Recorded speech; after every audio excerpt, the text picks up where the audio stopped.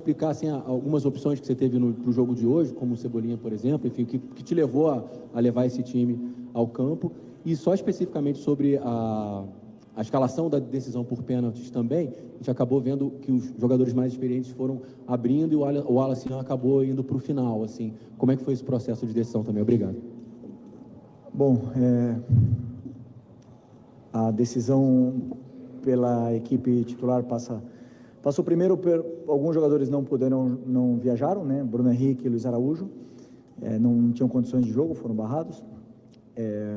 Alguns jogadores não poderiam começar porque vieram de férias, Lino, Emerson, Royal, Saul não poderiam começar o jogo.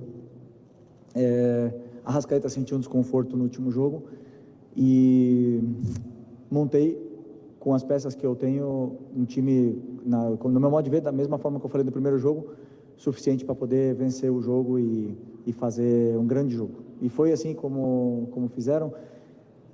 O Cebolinha, estou muito feliz por ele, porque é um jogador que se esforça muito e tem muito talento, tem muito futebol ainda para dar. Fez um grande jogo e não era fácil para ele nesse campo sintético, onde um jogador que teve uma lesão de tendão de Aquiles tem que passar por esse processo de jogar em campo sintético. É uma pena na Série A do Brasil acontecer isso, mas foi um muito bom primeiro tempo, as ideias estavam muito claras, entraram.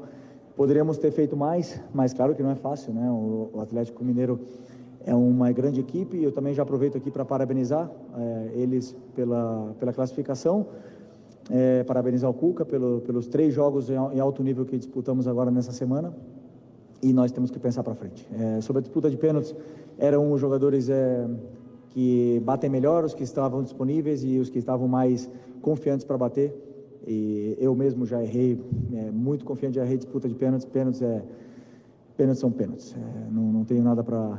A linha é muito fina entre a vitória e a derrota, então a única coisa que eu tenho a dizer é que eu sinto orgulho dos jogadores que foram lá pegar a bola e com coragem para bater. Boa noite, Felipe. Rodrigo Lima, coluna do Fla.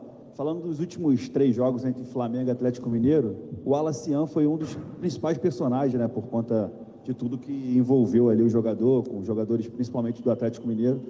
E hoje, na disputa de pênalti, ele foi um dos cobradores do Flamengo que acabou perdendo o pênalti. Queria saber para você o motivo ali de ter escolhido, mesmo com essa pressão ali em cima do garoto, e como foi a reação já dele de imediato, assim que chegou agora no vestiário, com os companheiros, como é que foi a reação de todos com ele ali? Obrigado.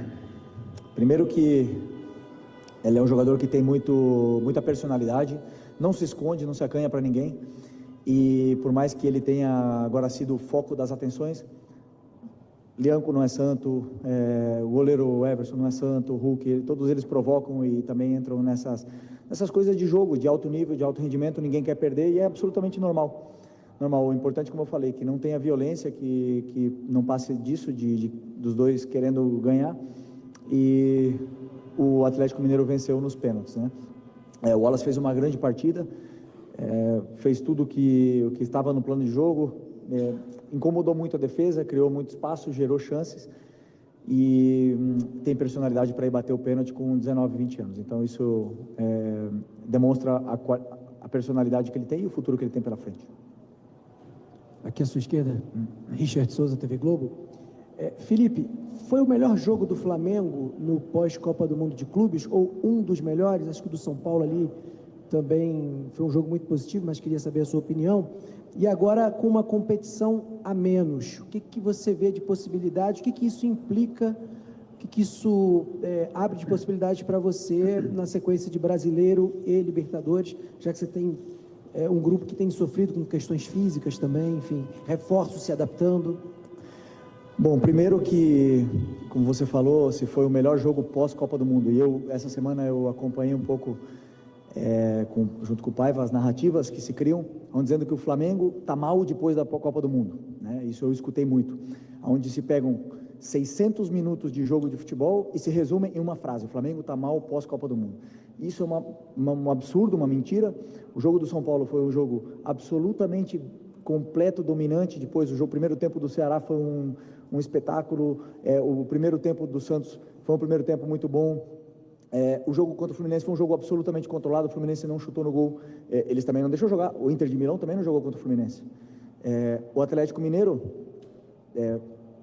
desafio a vocês irem olharem quantas goleadas o Cuca tomou nos últimos 5 anos, mais de 3 gols, e vocês vão se surpreender, para vocês verem se é fácil jogar com uma defesa contra o time como a defesa do Cuca, que por ser brasileiro é subestimado, porque isso me deixa triste, porque se resume tudo em uma simples frase, e não é verdade. O meu time está bem, vão ter jogos melhores, vão ter jogos piores, vão ter viagens mais longas, vão ter desgaste, vão ter lesões, vão ter desfalques, e o time vai jogar alguns dias muito mal e outros dias vai jogar muito bem.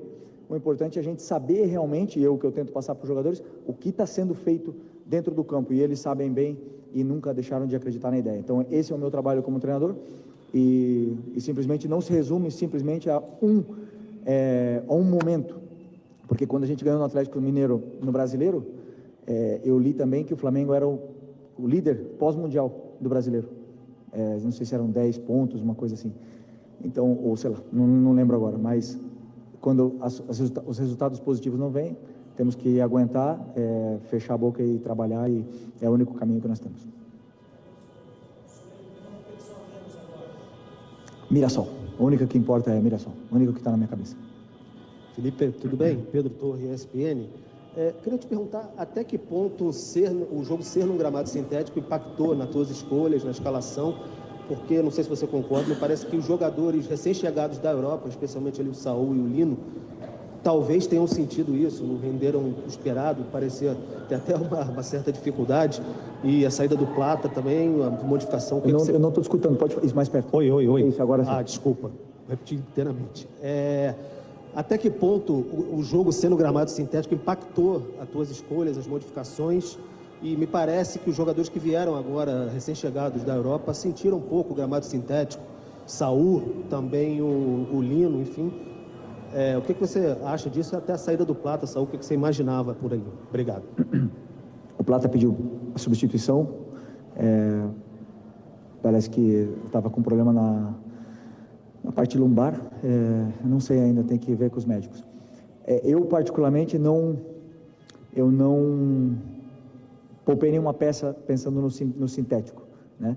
Claro que existem jogadores que têm problemas nas articulações, que sofrem com isso, mas todos se colocaram à disposição de participar, né, do jogo. Como eu falei, algumas escolhas que eu fiz, por exemplo, Lino, Saúl, Emerson, não estavam em condições de repetir, iniciar o jogo, então preferi ter 30 minutos eles bem do que ter 60 minutos e com risco de lesão e ter uma queda de rendimento. Então essas coisas são bem planejadas antes do jogo. E o Arrascaeta, como eu falei, ele teve um desconforto no último jogo, onde também sabíamos que tinha um certo risco ele poder jogar hoje. Por sorte jogou e não sentiu piora, né, na lesão. Mas o gramado sintético, eu já falei na outra vez, Série A é uma pena, para o espetáculo, uma pena que isso aconteça. E infelizmente clubes grandes, os grandes do Brasil estão fazendo isso, Botafogo, Palmeiras, Atlético Mineiro, e na qual vai ser muito difícil poder fazer alguma coisa, né, quando são os grandes que começam a fazer esse movimento. Então, aceitar e esperar daqui a muitos anos a proibição e a mudança. Felipe, tudo bem? Boa noite aqui na frente. Gabriel Alfa, canal Paparazzo Rubro Negro, Revista Placar. Felipe, a gente tem hoje uma infinidade de perguntas que você podia fazer sobre o jogo, sobre o resultado, mas eu queria te perguntar, sei que o torcedor ainda está muito de cabeça quente, mas o que você pode fazer para tentar blindar o Wallace Yan das críticas? Que ele vai receber críticas, ele vinha sendo um dos principais jogadores, a gente viu na história do futebol que muitos jogadores de base acabam sendo, entre aspas, queimados em cima da hora. A gente viu o jogador da base do Flamengo sendo vaiado no Maracanã porque fez uma partida ruim, de várias boas. O que você pode falar, especialmente para o Wallace Yan, para ele se blindar, talvez, um pouco desse momento? Ele que vinha fazendo grandes atuações desde a Copa do Mundo de Clubes, foi o artilheiro do Flamengo lá, por conta de tudo que aconteceu hoje. Obrigado.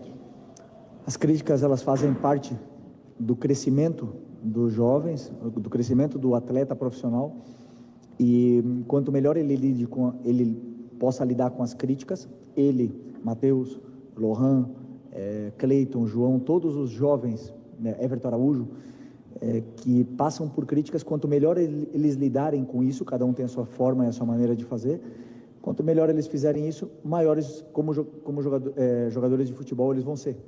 Todos os jogadores, absolutamente todos, 100% dos jogadores que estão no meu elenco, no meu vestiário agora, foram criticados em algum momento da carreira.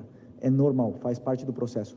Ele tem que assimilar o antes possível, não deixar se abater e voltar mais forte. E não tenho nenhuma dúvida que ele vai estar mais forte.